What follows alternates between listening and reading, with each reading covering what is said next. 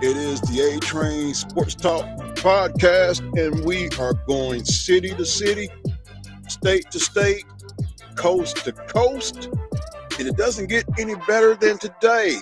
Y'all know I say I have the number one podcast in the state of Kansas, not because of me, but because of my guest. And today is no different. All the way, well, by way of Wichita, Kansas, from running back high school, Northwest High School, now residing in South Dakota, a Coyote clawing his way up the depth charts. Wichita's very own L.J. Phillips. Welcome aboard to the A Train Sports Talk podcast.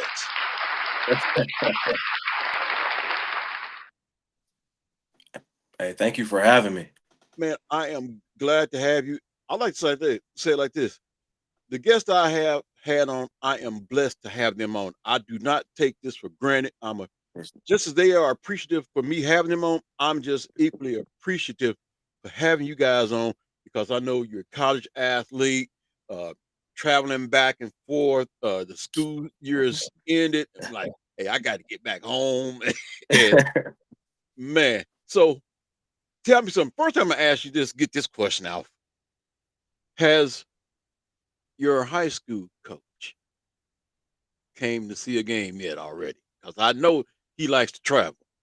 Yeah, nah, he hasn't seen one yet. We're gonna get him out there here pretty soon now. Hey, after he sees this video, because I'm gonna send him the link. Martin, when you see this, you're gonna make a road trip next year to South Dakota. Yes, sir. You're gonna have to come see me. And I'm gonna tell you what really attracted me to get you on the show. Now, I knew you blazed the trail at Wichita Northwest. I mean, it seemed like this school just been putting out running backs like Penn State putting out linebackers. Man. And matter of fact, you do actually kind of look like Micah Parsons. So I don't know about that one. I don't know about that one. I don't know. But not only did you put up some astounding stats at Wichita Northwest, and you have cracked the depth charts and made your way to the playing field at South Dakota, but what really attracted me to getting you on the show is not so much the gaudy stats, but there was a picture that had surfaced of you kneel down on a knee, sign an autograph for a little kid.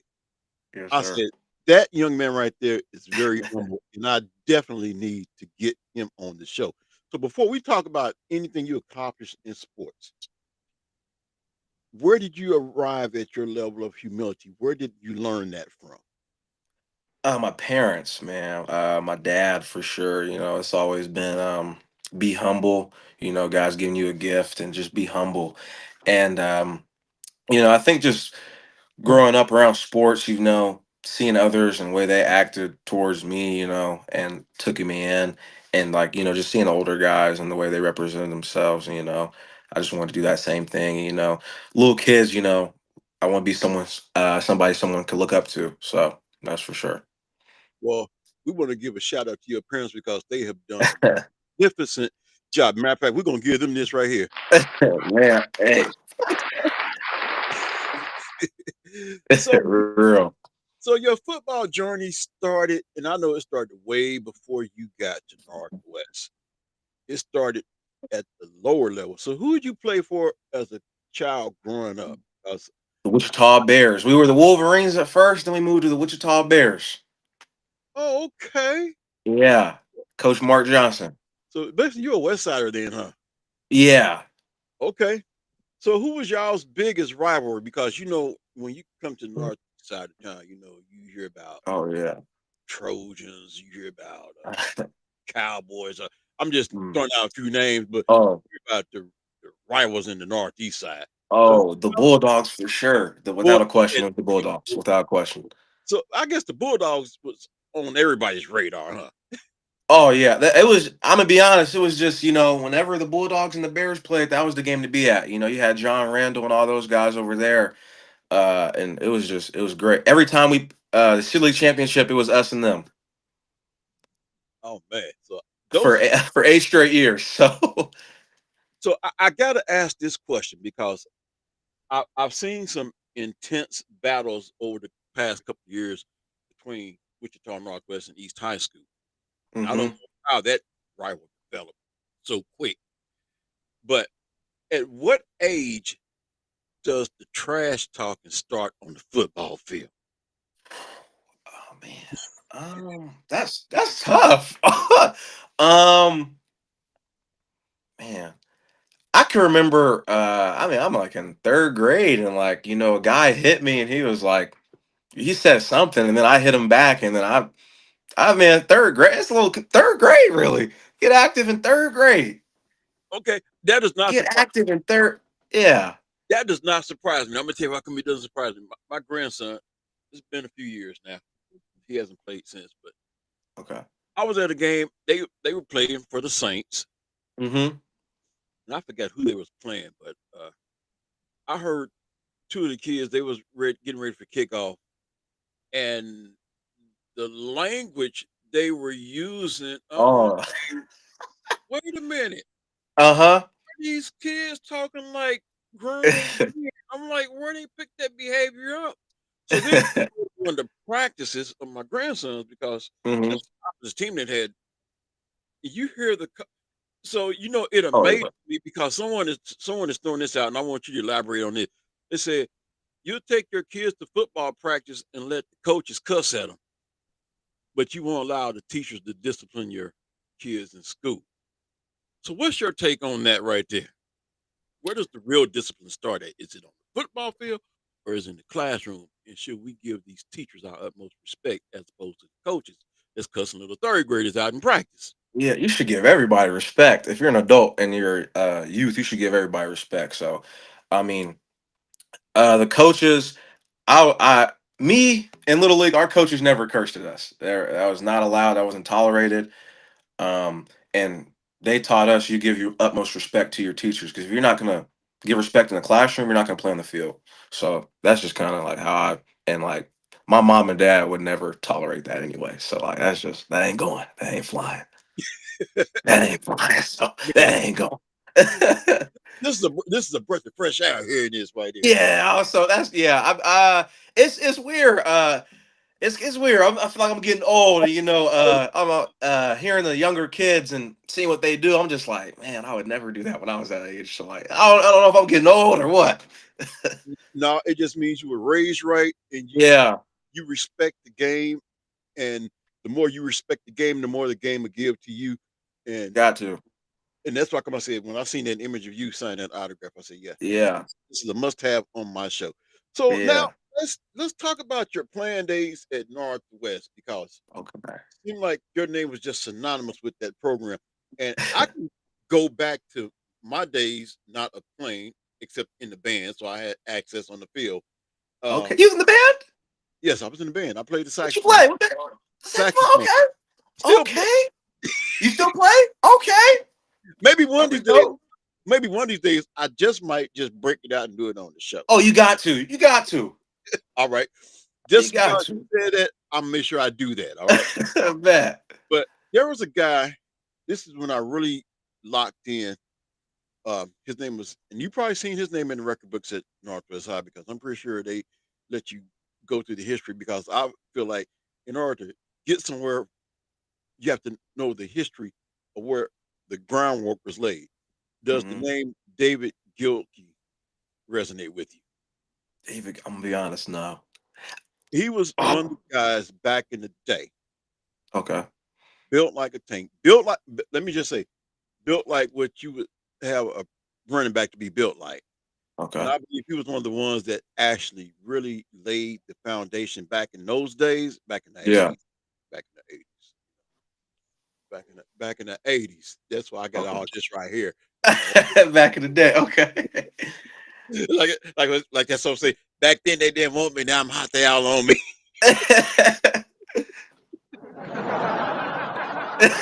Let's go. But yeah, I believe that's how Northwest eventually got its name as running back high school. Okay. Wow.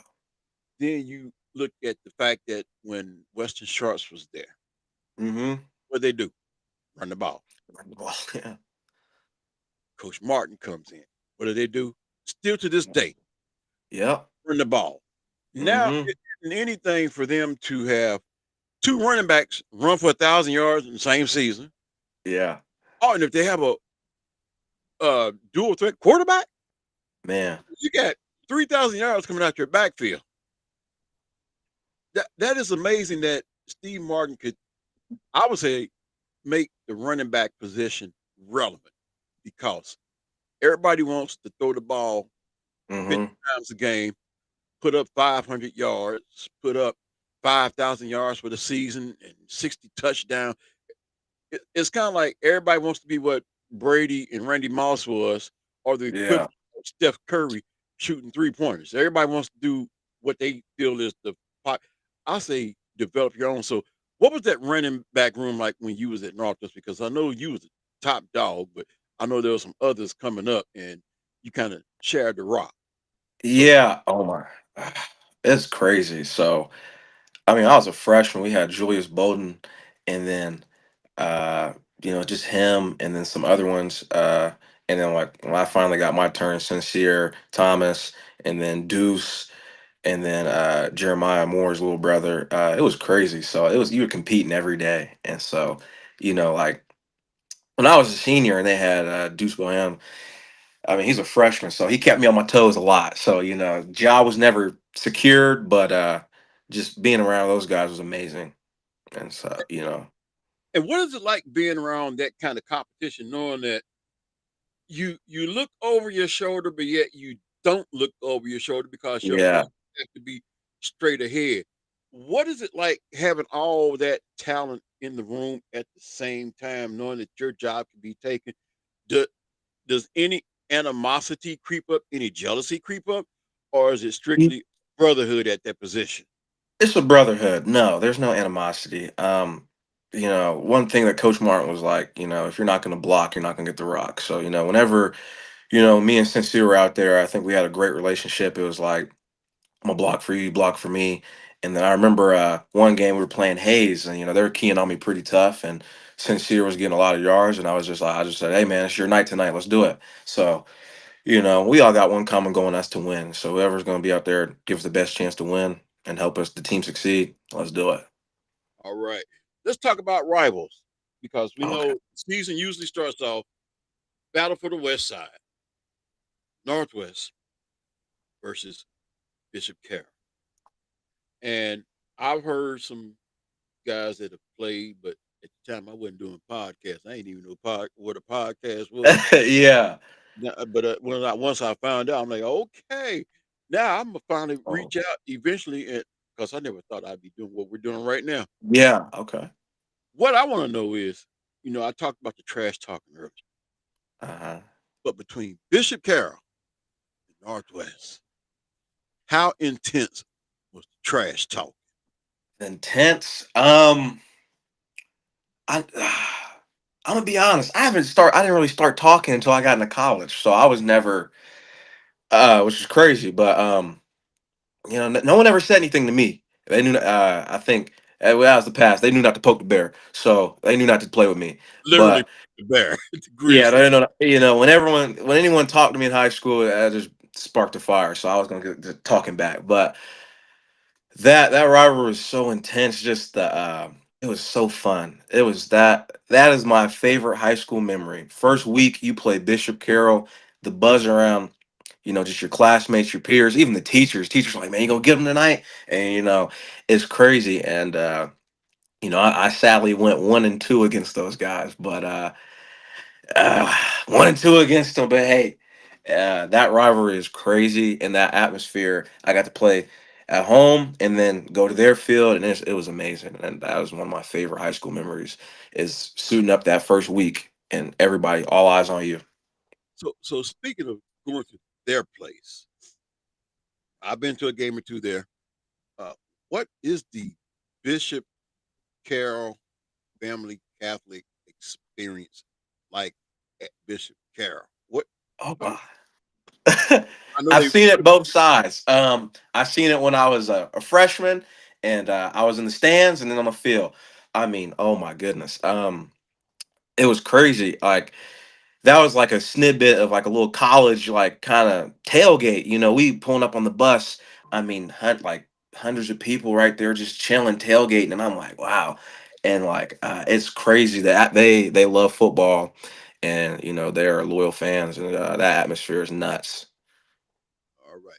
And then what is the atmosphere like at Northwest when Bishop Carroll comes in? Because North, that's I know ooh.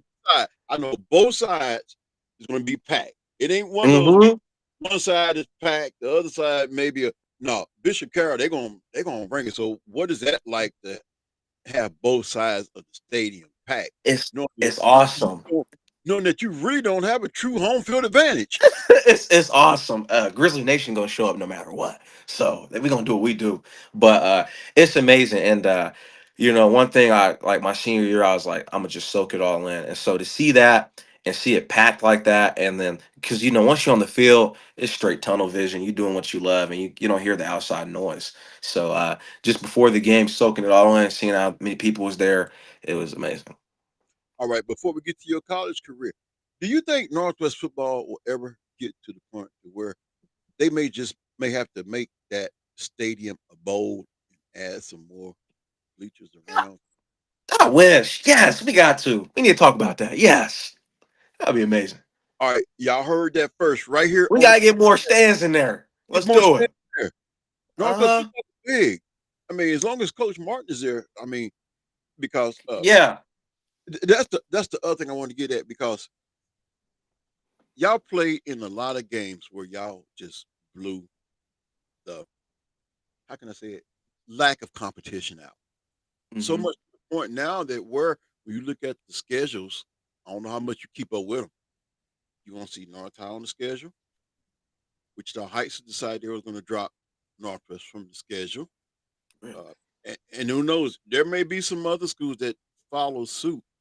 What Hmm. did you gain from playing in games like that? Because I know how Coach Martin feels. I've had him on my podcast a few times. I know how he feels about playing in games like that. Uh, and he's not the only one that feels that way. So, what were your feelings on playing in games like that? I know you feel like, okay, this would be a game where we know the up and comers they get a chance to play, but what was your feeling going into a game like that as opposed to playing in a game that you know you're gonna have to bring your A triple plus game? Um, I think something I learned from Coach Hill, he's a basketball coach. He said respect all your opponents. So I treated those opponents as if they were like a top tier team. So I was gonna go out there, give everything I got because you gotta compete. And you know, any given day you can get beat. That's what I learned. And so and you know, tendencies are you sometimes get off to a slow start. I didn't want that. I want to get off fast. We go, you know what, do what we gotta do. I want to be sitting at halftime. So that requires me to run hard and do what I need to do that way. Cause you know, that was how I looked at it. I was like, I want to be sitting at halftime. I want to blow them out. I want to be chilling. Got my stats, so we good to go. All right. Now we get ready to transition into your college because before you made the decision, I'm pretty sure you were receiving phone calls, receiving texts. You probably still got a bag full of letters from recruiters. So what was that process like before you made your final decision? It was crazy. God is good. You know, you dream about that. You know, growing up, you're like, I want to go play college ball, and you know, you see all these other guys, and they got the letters coming in, and you know, when it happens to you, it was so real. You know, I got, you know, I try to save everything. I have like a little trophy room in my living room that my dad has. You know, I kept all the letters that everyone sent to me, and just all the schools that reached out and talked to me, and you know, wanted me to be a part of their program, and it was just so real. And it was just crazy, you know, getting invited to games, and then you know, visiting campuses and just soaking it all in. And you're just like, man, you feel like a little superstar. It was cool. All right. So then the decision time comes. And I don't know how tough a decision that was to make that final decision. But what was it about South Dakota that stood out? Because I know there Mhm. was some fierce competition. A lot of people wanted LJ Phillips. I'm pretty sure even JUCOs tried to reach out, knowing they probably Yeah. didn't have a chance. And you know, some people like, you know, JUCO would be the equivalent of high school senior. So you know what? I want to reclassify and go to a prep school and, you know, enhance my profile. Uh, Hmm.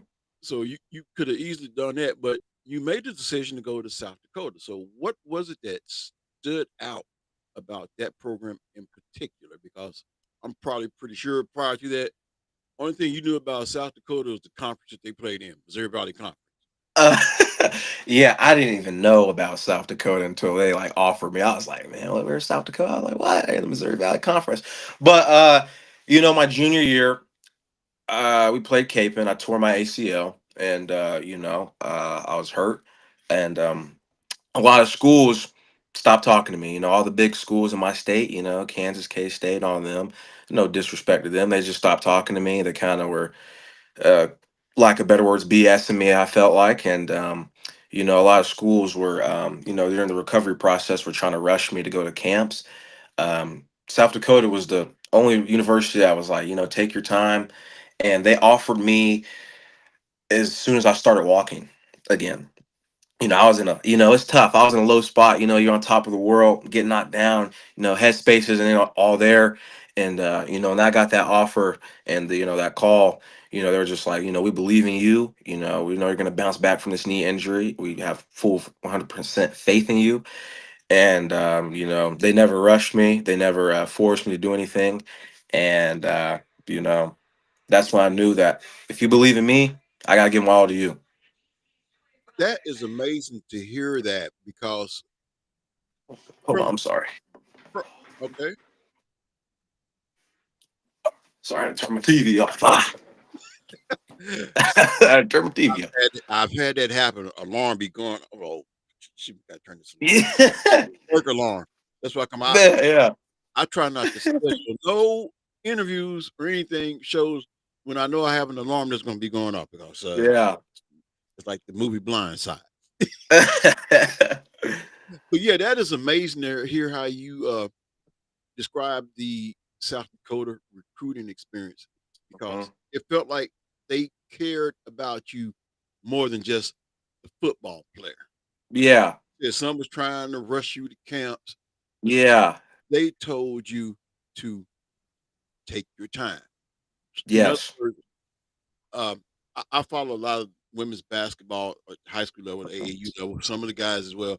But I got a neighbor over here. She had a slight tear and something, and I told her mom, I said, tell her to trust the process, not Yes. rush the process. Yeah, Like yes. that's what South Dakota did, and they showed you, hey, we care about you beyond the playing field. We care about you, the student athlete. And notice I said that word student athlete because a lot of people say college athletes don't go to class. So what I want to do is I want to go back to your GPA. What was your GPA at Northwest High School? Oh boy, I think it was a 3.6. 3.6, yeah. I liked it. I was in there. You I said was that in there. you said it with pride. You said with your I, chest. I was in, like, man, I was in there. And what is your grade point average like now that you're at South Dakota? Oh, college a little tougher. College a little tougher. I got like a I do understand that, but yeah, the main thing is you're going to three class. point like 3.3. 3.3. Man, you I'm trying. you I'm you, trying. you set me up because the way you What you came, mean? it looked like I'm not near no three. Man, you just Because I'm not, it's a little harder. just College is a little harder. you just 0.3 under what your grade point average was. It's a little harder. You But know, I ask nah. I ask these questions for a reason though, because I'm an old man. I'm gonna tell you right now, I was not the most studious person in the classroom. School is hard, yeah. Matter of fact, there was a young lady. I'm not gonna give too many details. When I was in college at Hutch, I'm thinking if I probably would have linked up with her, she probably would have been my study person. Probably could have Okay. helped me make it through at least 2 years of college. But as an older person, if I stress the emphasis of education, it's pretty much like, well, he's one of those old get off my lawn type guys. Of course, he's gonna say that. Reason I ask the young people to emphasize the grade point average because as y'all terminology is, it hits differently. So, what is the importance of education and maintaining a good grade point average? Man, I think it's been instilled. So my parents, grades are so important. I'm not a big school guy either. I don't. It's hard. I love football, but you gotta get the degree. You gotta go to class. You gotta do what you gotta do. That way you can go beyond. And it was crazy. So, um, I remember I was getting recruited, and I went on a visit, and it was kind of cool. He was like, only people here with like a 3.3 or 3.5 are here on this visit. I was like, wow. I was like, wow. So that was crazy. So that it just goes to show they are looking at your grades, and it was crazy because I'm like, man, look at all these dudes here. They getting it done on the field and in the classroom, and I've just been supported around great people. I've had great teachers at Northwest. I've had great the academic advisors at South Dakota are amazing, and Miss Becky, Miss Wendy, Darren, shout out to you guys. Uh, Miss Becky, all of them are like second family to me. And they be getting on me if I'm slacking. Miss Becky ain't gonna play, and then Miss Wendy gonna get up on me too, and then Darren. So shout out to them, and then just having great teachers at Northwest like Mrs. Paul, uh, Mrs. Bowman, and then all that. It's too many teachers to name at Northwest. Y'all know who y'all are. I always talk to y'all. Y'all know who you are. If I leave you out, don't feel disrespected. No, I love you. I still got like it's just so many of y'all. Translation: what he's saying is, charge it to his head, not his heart. He's had a Yeah, lot on since he's left Northwest. He's yeah, he's going to be a Missouri Valley Conference first team all selection before his playing days is over. I Mark my hope so. words. Mark my word. But Appreciate yeah, it. I definitely wanted to get you to sound the whistle on education because I know there's going to be Yeah, some young people listening at this and they may be struggling right now, and you have yeah, a word to help get them over that spark because young people, plain and simple, they attract young people, good or bad. So yeah. And I always have my young people. I always ask them the grade point average and the importance of education, and y'all always nail it. yeah, it's just it's hard, and like any advice, it's hard. Just keep fighting, keep pushing through, and I don't feel dumb to ask questions or get extra help. Don't feel negative, and don't act like you don't gotta be smart. It's okay to be smart. It's okay to get good grades. You're not gonna be looked down upon. People aren't gonna think you aren't cool because you get good grades. Some people are really smart and they try to act dumb that way. They think it makes them look cooler. It's cool to be smart. It is cool to be educated. So like, don't let anyone tell you different. Right. It's cool to be educated. Just don't be an educated fool. That Yes, yes. You said it perfectly. you have some demeanors that remind me of my cousin that's passed on the church. I want to call you family. Oh, matter of fact, Hey, we fail. Let's do it. before I forget, we got to do a shirt swap. I want one of those shirts. Okay. And You need one of these? I want one of those. And next week, when I Okay. get one of these shirts made up, you got one for being a guest on the A Train Sports Talk podcast. Okay. And when Perfect.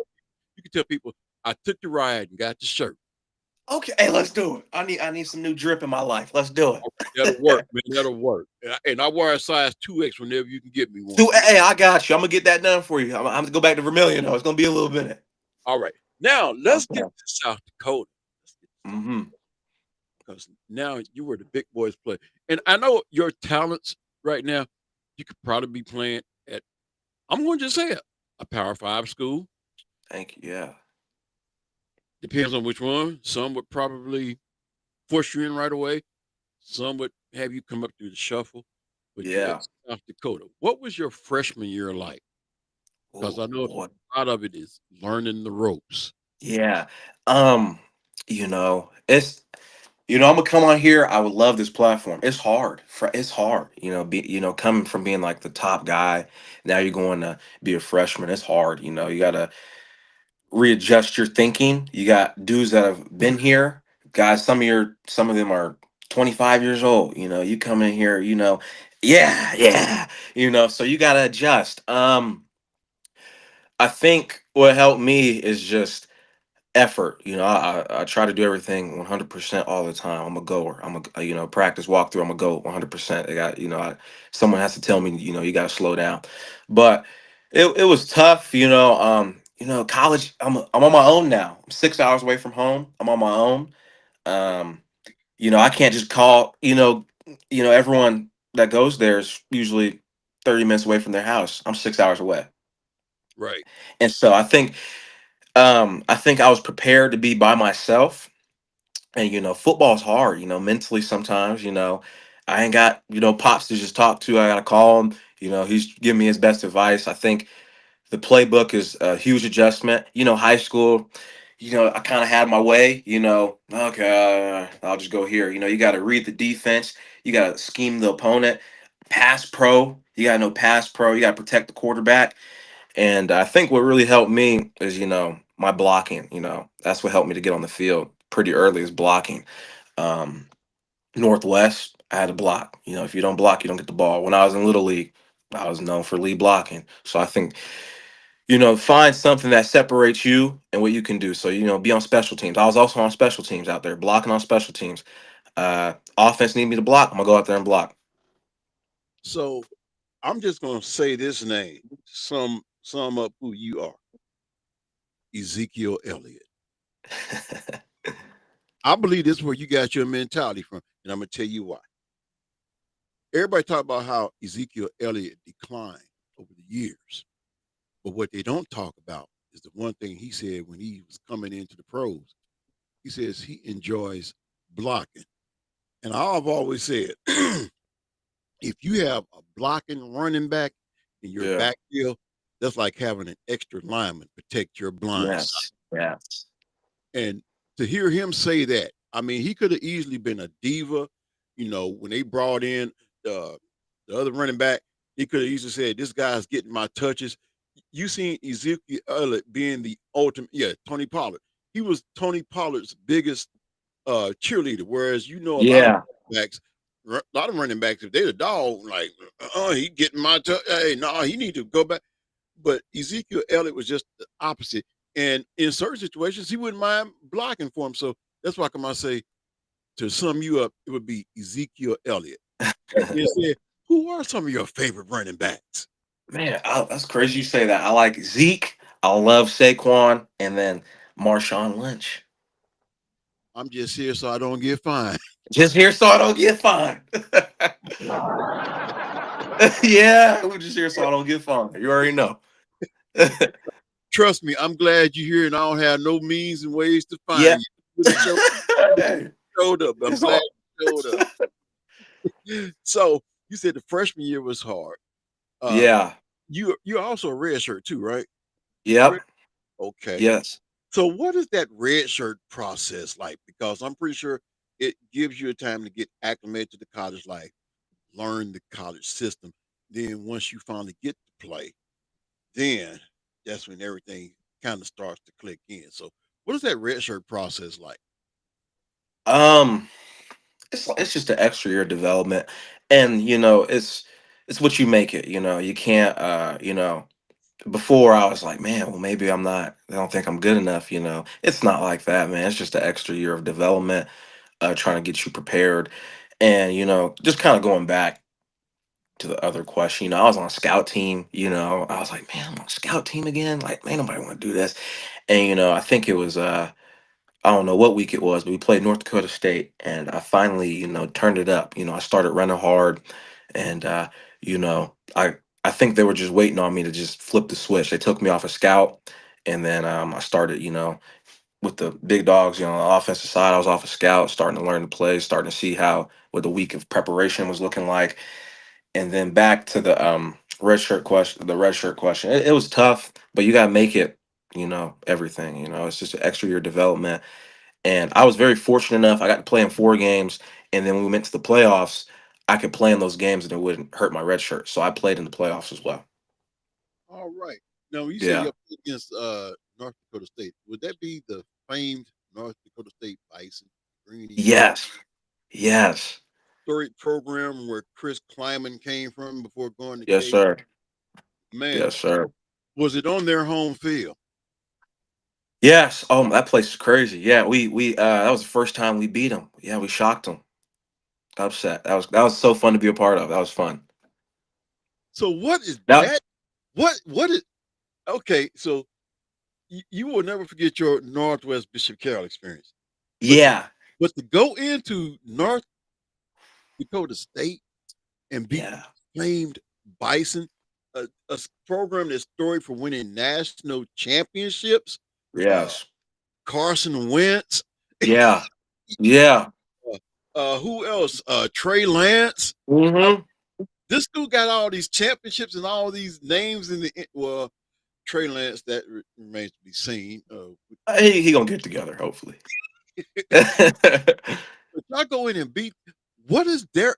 What is the atmosphere like there? I want to hear it straight. Hey, it, give it to me it's straight. it's insane. It's insane. Um, just like the atmospheres like that are crazy. It's nuts. It was like it's just crazy. Like it's loud. Those fans are so smart. They know ball. So like, and like it's crazy, we'll make a positive play and you think they'll quiet down. Nah, nah, nah. They still loud. I'm like, oh man, be quiet, bro. We just got a first down. Why y'all still sharing? But no, it was crazy. And that was my first time ever traveling. So that was a crazy week to ever travel, was that game. That was my first time ever traveling. I got to see, that was crazy. It was so fun. And those fans were so upset when we won, and just the joy we had, it was crazy. It was fun.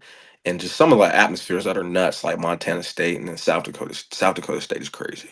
Oh yeah, that's definitely like cross, Oh, that's almost like a crosstown rival, isn't it? oh, it is. That atmosphere is nuts. I hate to, I ain't the biggest fans of them, but I'll give them their respect with the home crowd.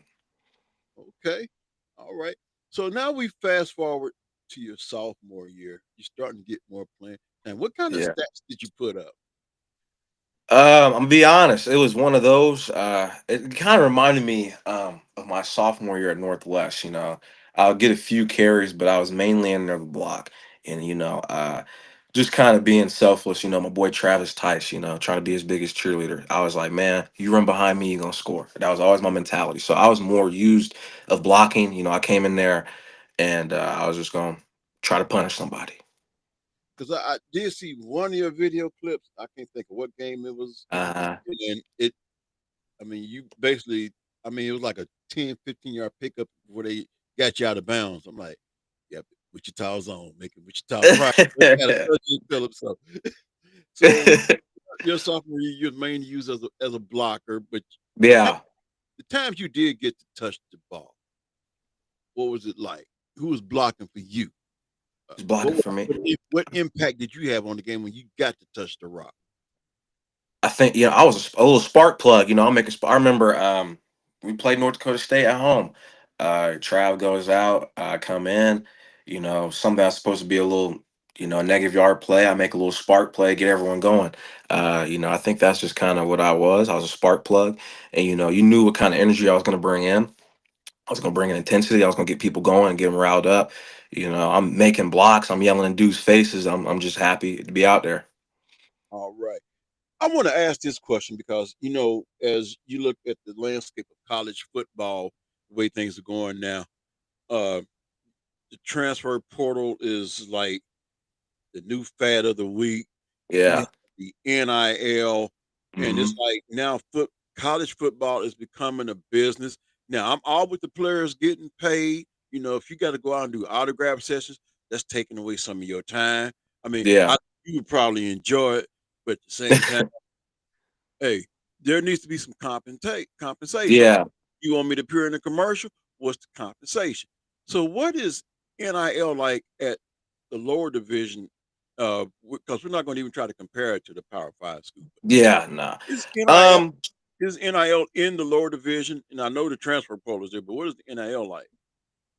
at the University of South Dakota, we don't the athletic director, he was like, we're not gonna sell our souls for it. So it's there, but we don't live and die by it. So, we get paid, but they're not gonna pay you a certain amount to make you stay. At the end of the day, you gotta want to be a coyote. And it's kind of like one of those. And yeah. So basically, what you're saying with that statement, I had a basketball coach on a few weeks ago, and he said like this. He says, if you come to play basketball here, he said it's because of the love of the game. So Yeah. when you look in that locker room, you're probably at most cases looking at a bunch of guys there that loves the game. So, Sure. so how does that make you feel knowing that you're not playing with a bunch of guys that's just out to seek the money? They may be here today and going tomorrow. Um, what's the chances you're going to be playing with a couple of guys there for 2, 3, maybe 4 years? Yeah. Um, it was kind of crazy. So like when I first got there, your mind is naive, you're still learning the college business world.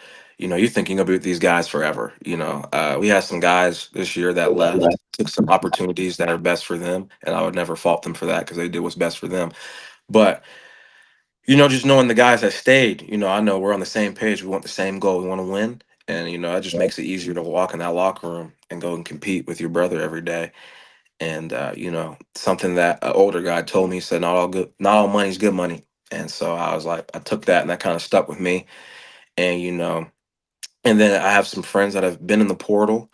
It's a dangerous world. You got to have a plan, and I think the main thing for me is just being patient, and which is really hard to do, but I think I've always been patient. It's always worked out for me. So I think God is good, and been praying a lot, and I can feel it's going to be a good year. All right. I hear you saying this a lot, and I appreciate hear you say. I hear you saying God is good. I hear you saying prayed a lot. And I hear you talk about your parents. You know what I actually want you to do? What's I up? want you to give your parents a shout out. First of all, who are your parents? I got Lyndon Phillips Sr., I'm Junior, and then Melissa Chester, and then Earl Chester. Okay. Hey, I want to say to the parents, thank you. Man, Thank you. Because this young man right here is a model citizen. This young man right here is the opposite of Charles Barkley, who said he didn't want to be a role model. This young man right here is a role model. Y'all did a good job with him. And the reason I took the time to do that, because it's very rare that, a player of your status, a young man of your character, you know, it's very rare that we get to really shout out the parents and thank the yeah, parents for, you know, you being where you are today. And you never want to forget where you came from and those who had a hand, who have imparted good sound wisdom.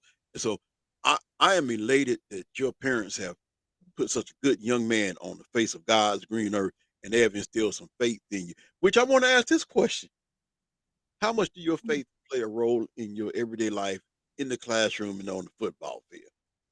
played a big role. So, freshman year, I'm gonna just keep it to you straight. Freshman year, it was tough. I lost some of that faith. I'm like, man, maybe this ain't gonna work out for me. Maybe I'm not as good as what I am. Then this year I was battling some things. I'm like, well, man, I want to be used more. I want this, but I'm getting on the field, but it's I got to block, okay, and then just I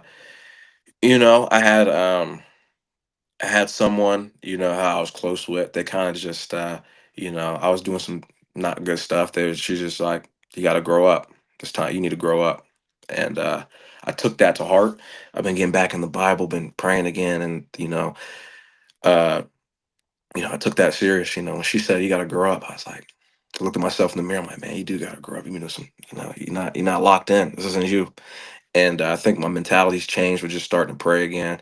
And I'm having meaningful prayers. It's not just Lord bless me. I'm having deep conversations, and Mhm. uh, because I'm not gonna lie, it was tough. It's tough. Being a college athlete is hard. It's hard, and I want to out here and say it's hard.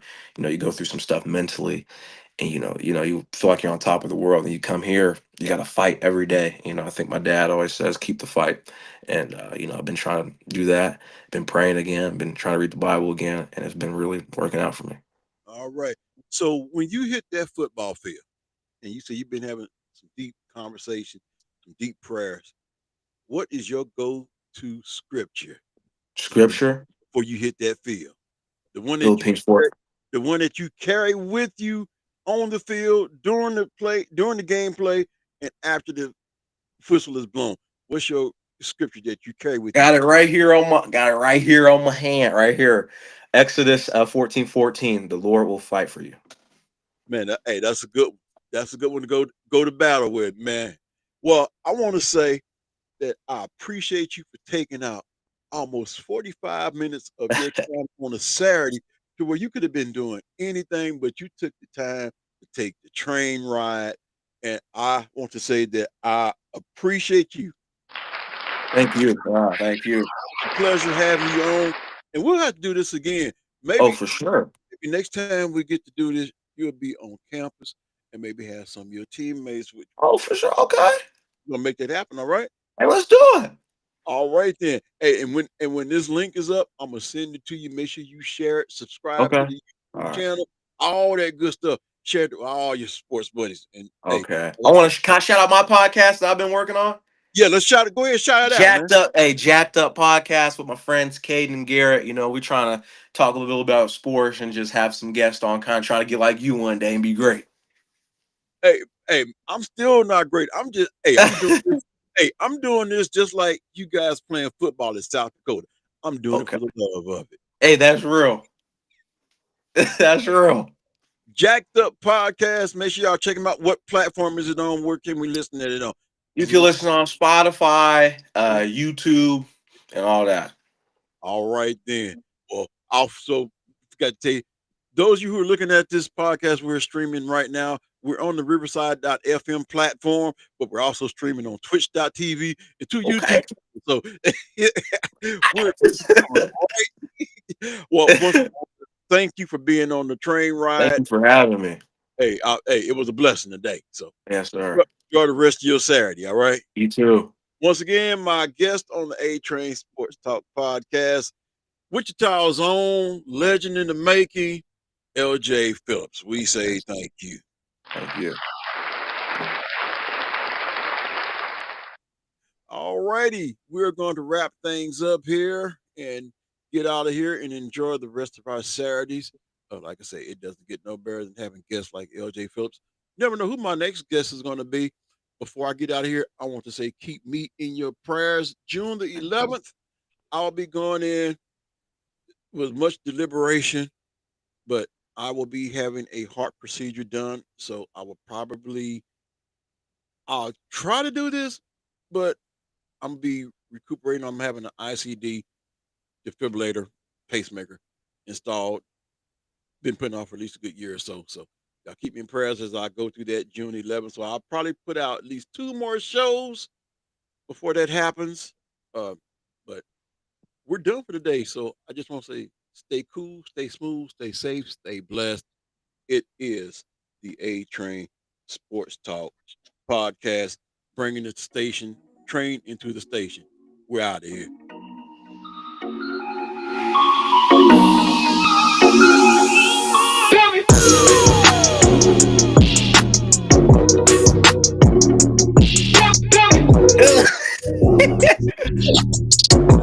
All right, we out of here.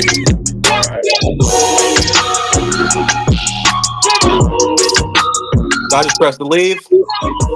All right, thank you.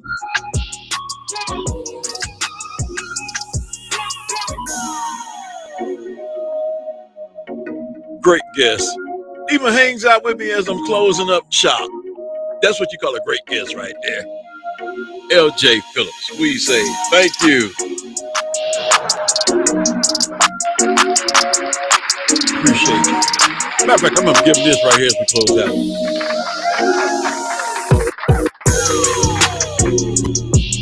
We are out of here.